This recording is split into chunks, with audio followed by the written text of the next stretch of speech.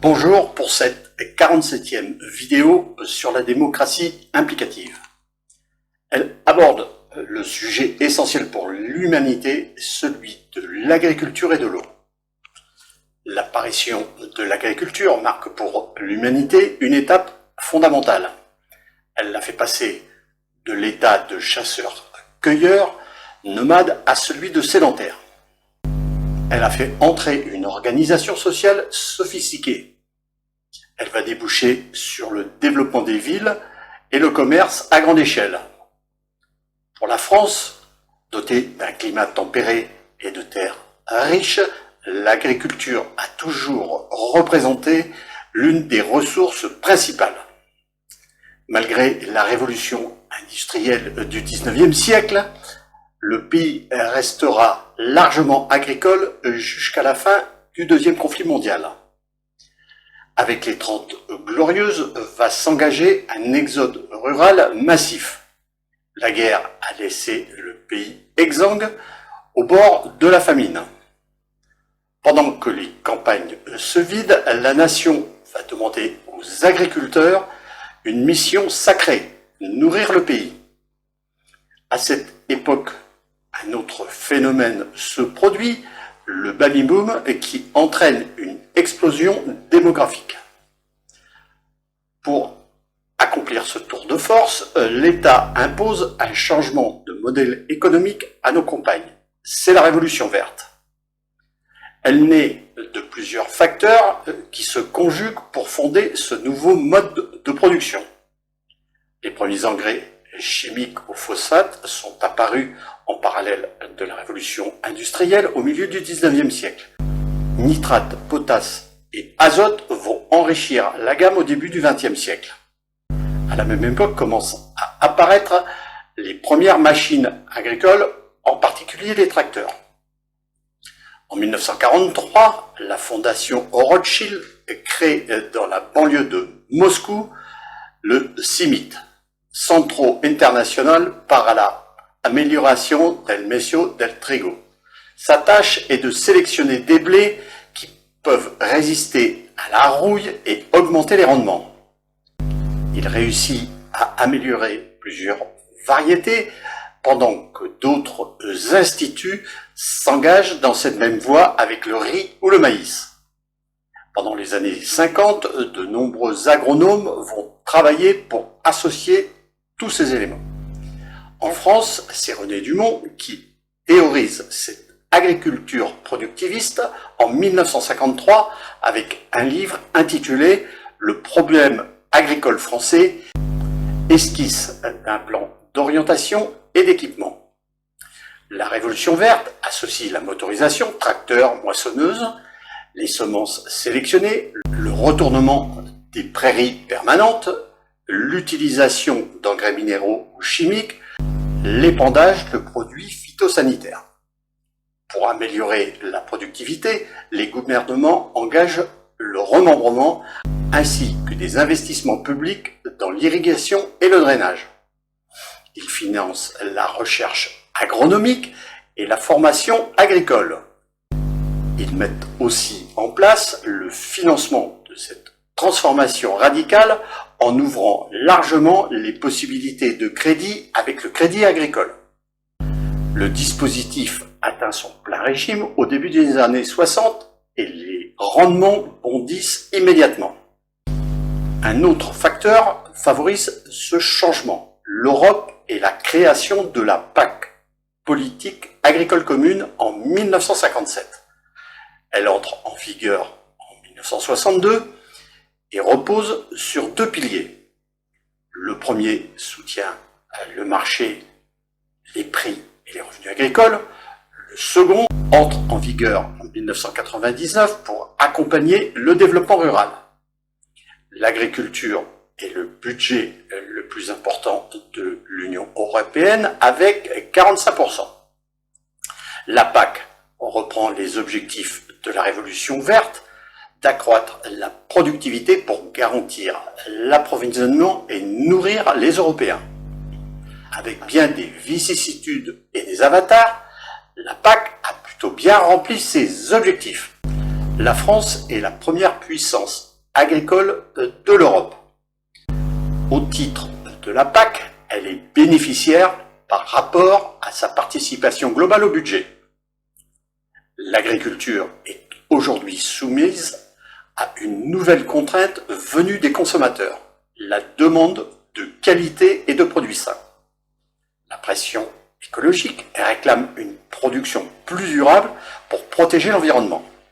Les modes de production de l'agriculture intensive, héritée de la révolution verte, sont profondément remises en question.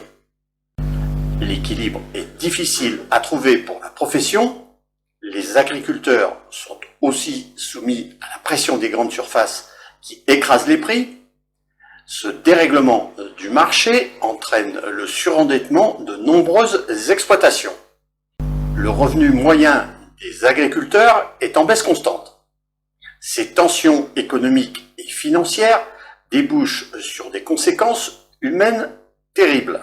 Le suicide des agriculteurs. Son taux dépasse largement celui du reste de la nation. Ce phénomène tabou provoque la disparition d'environ 160 agriculteurs tous les ans. Un tous les 2 jours. Cette situation n'est pas nouvelle puisqu'elle dure depuis 40 ans. Elle devrait être inacceptable pour la société française. Comme dans de nombreux domaines, les politiques n'ont pas anticipé les difficultés du monde agricole. Ils ont réagi par de nombreuses lois qui oscillent entre 2 intérêts, les paysans et les consommateurs. Dans les textes, nous favorisons soit le revenu des agriculteurs en protégeant leurs coûts de production, soit les consommateurs en laissant la grande distribution dicter ses règles. Il faut reconnaître que dans la plupart des cas, les grandes surfaces imposent leur point de vue. Les prix bas sont électoralement plus vendeurs. La loi agriculture et alimentation votée en 2018 donne nettement la priorité aux producteurs. La question est jusqu'à quand? Depuis, les gilets jaunes sont passés par là et le pouvoir d'achat est repassé au cœur du débat public. René Dumont, qui avait été l'un des théoriciens de la Révolution verte, s'aperçoit vite des dangers de ce productivisme agricole. Dans les années 80, les paysans ont senti que les choses changeaient. Certains ont décidé de se lancer dans une production bio qui bannit tous les intrants chimiques. D'autres groupes, comme les CIVAM, se sont orientés vers une agriculture raisonnée et les circuits courts. Les chambres d'agriculture, réticents au départ, ont fini par suivre le mouvement. La grande distribution a également compris qu'un nouveau marché émergeait. Elle s'est engagée dans cette voie avec tous les inconvénients que cela engendre. Cela entraîne une augmentation de la demande et par conséquent une industrialisation du bio.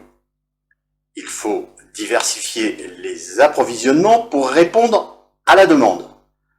Mais la vigilance devient moindre pour garantir les critères de qualité. L'agriculture est un enjeu économique et humain. Les paysans subissent un agribashing qui les blesse profondément. Depuis le 24 février 2022, la guerre en Ukraine et ses conséquences bouleversent profondément l'agriculture française et mondiale. L'augmentation des coûts d'énergie, l'inflation, la déstabilisation du marché des céréales viennent s'additionner aux difficultés du changement climatique. L'eau devient un produit précieux. La filière bio s'effondre sous le poids de l'inflation qui dévore le pouvoir d'achat. L'agriculture est un point charnière, elle a besoin de redéfinir ses objectifs. Une stratégie claire doit être adoptée par les agriculteurs et l'ensemble de la société. Il faut donc se doter d'une stratégie globale, comme pour la Révolution verte à partir de 1950. Nous vivons dans ce concept depuis 70 ans. La démocratie implicative prône d'adopter comme modèle l'agriculture raisonnée. C'est un mode de culture et d'élevage dont les objectifs sont de réduire la quantité de substances chimiques utilisées et de minimiser leur impact sur l'environnement. Depuis mai 2002, elle s'est dotée d'un cadre officiel. Il est moins rigoureux que celui de l'agriculture biologique, mais va dans la bonne direction. L'agriculture raisonnée n'offre pas obligatoirement toutes les garanties, car elle est plus difficile à contrôler. L'industrie des engrais et des produits phytosanitaires, ainsi que la grande distribution, peuvent facilement se dissimuler derrière ce concept. Cette réalité est incontestable, mais une stratégie globale sur plusieurs décennies permettrait de se fixer des objectifs pour tendre vers une agriculture propre. Mon expérience dans la Drôme avec les réseaux CIVAM m'a donné une bonne vision de la manière de procéder. Ce département est véritablement pilote pour toutes ces solutions. Il s'est engagé dans cette voie il y a 30 ans.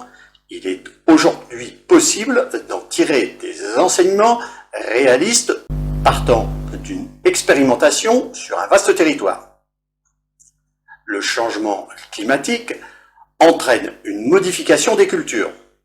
Les risques d'intempéries, de gel ou de sécheresse font peser sur les agriculteurs des menaces oubliées depuis longtemps. Les forêts souffrent aussi terriblement. Les incendies prennent des proportions encore inconnues. Cette grande transformation de notre agriculture prendra à minima une quarantaine d'années. Elle nous amènerait à la date phare de 2060. Nous convergerions alors avec d'autres grands objectifs comme le remboursement de la dette et la transition écologique. Vous pouvez acheter mon livre sur la démocratie implicative, de préférence chez votre libraire ou sur Internet. Vous retrouvez le sujet traité dans cette vidéo à partir de la page 267.